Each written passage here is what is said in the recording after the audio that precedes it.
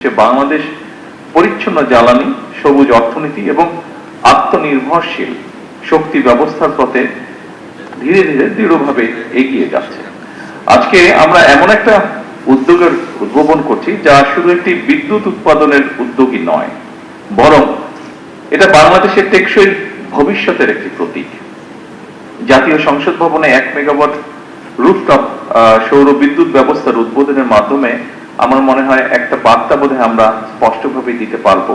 সেটি হচ্ছে বাংলাদেশ পরিচ্ছন্ন জ্বালানি, সবুজ অর্থনীতি এবং আত্মনির্ভরশীল শক্তি ব্যবস্থার পথে ধীরে ধীরে দৃঢ়ভাবে এগিয়ে যাচ্ছে।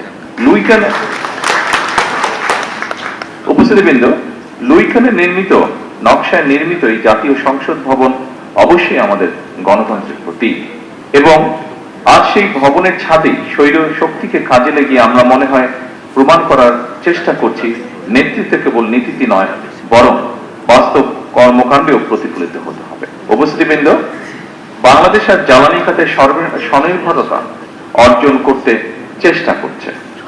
আমাদের অর্থনীতি সম্প্রসারিত হচ্ছে, শিল্পায়ন বাড়ছে, বিদ্যুতের চাহিদাও দ্রুত গতিতে বৃদ্ধি পাচ্ছে। কিন্তু একই সঙ্গে আমাদের অবশ্যই স্বীকার করতে হবে, জলবায়ু পরিবর্তনের অভিঘাতে বাংলাদেশ বিশ্বের অন্যতম একটি ঝুঁকিপূর্ণ দেশ। সমুদ্র পৃষ্ঠের উচ্চতা বৃদ্ধি, অনিয়মিত বর্ষণ, ঘূর্ণিঝড় এবং নদী ভাঙন এসব আমাদের প্রতিদিনের বাস্তবতা, এবং সে কারণেই টেকসই জ্বালানির পথে অগ্রসর হওয়া এখন আর শুধু পরিবেশগত দায়বদ্ধতা নয়, বরং এটি আমাদের অর্থনীতি এবং জাতীয় নিরাপত্তার অপরিহার্য একটি অংশ।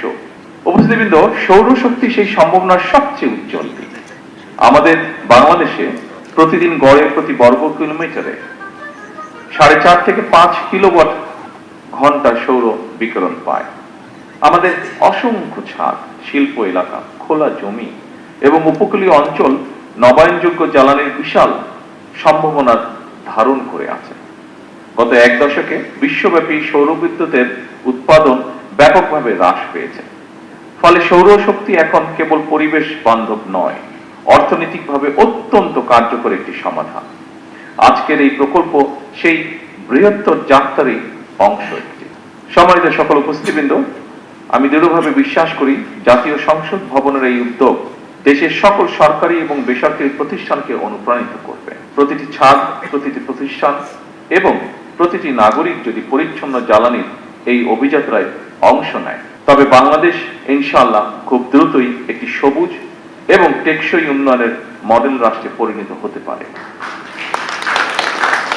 পরিশেষে এই প্রকল্প বাস্তবায়নের সঙ্গে সংশ্লিষ্ট সকলকে জানাই আন্তরিক অভিনন্দন এবং ধন্যবাদ। আসুন আমরা সকলে মিলে একটি পরিচ্ছন্ন, নিরাপদ এবং টেকসই বাংলাদেশের জন্য কাজ করি। আল্লাহ হাফেজ। বাংলাদেশ জিন্দাবাদ।